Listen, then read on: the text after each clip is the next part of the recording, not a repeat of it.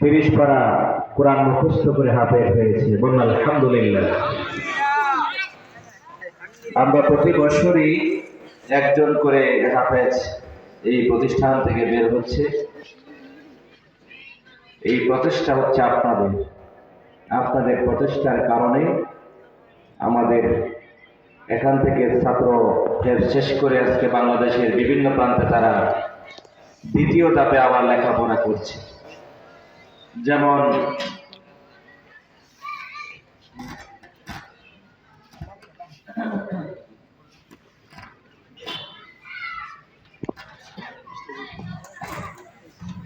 আমাদের এই মাদ্রাসা থেকে বিগত দিনে যারা হাফেজ হয়েছে আমরা একটু তাদের পরিচয় দিই। যেমন এই যে মুয়াজ, ওর বাড়ি হচ্ছে সাবাকচর ইউনিয়ন, শিবপুর।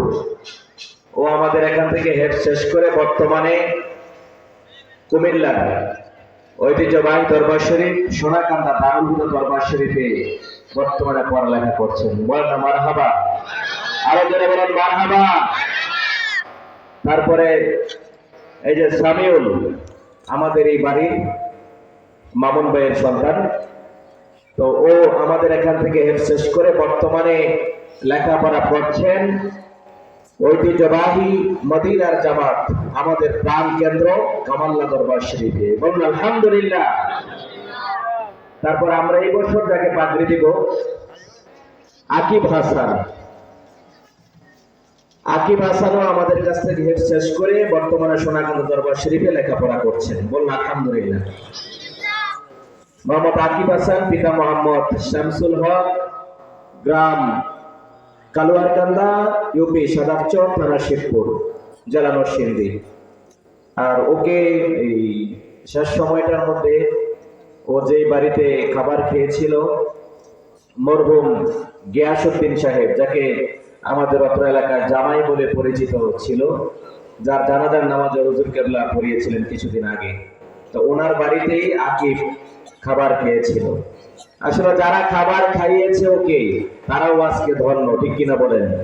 তারা ধন্য কিনা? তারা ধন্য।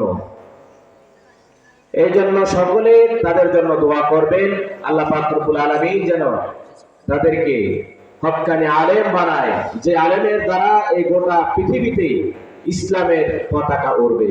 বলুন সুবহানাল্লাহ। আকিবকে মরতে আমি হুজুর কেবলাকে, আমাদের দুইজন হুজুর কেবলা এখানে উপস্থিত আছেন, আমি বলবো এই আমাদের এই হুজুর কেবলার আদেশে আমাদের ছোট পীর সাহেব হুজুর কেবলা এই মুহূর্তে আকিব হাসানকে পাগড়ি পরিয়ে দিলেন।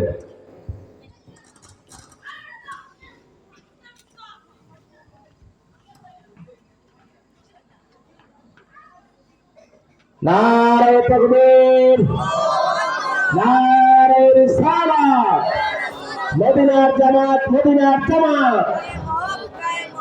সকলে বলেন মারহাবা, আর চিৎকার দিয়ে বলেন মারহাবা।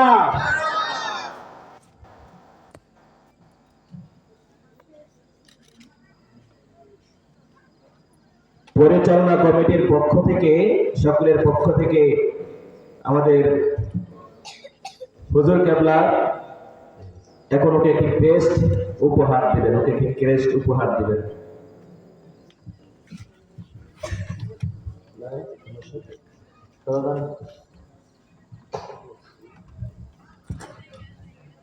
সকলে বলেন মারহাবা, আরো যারা বলেন মারহাবা।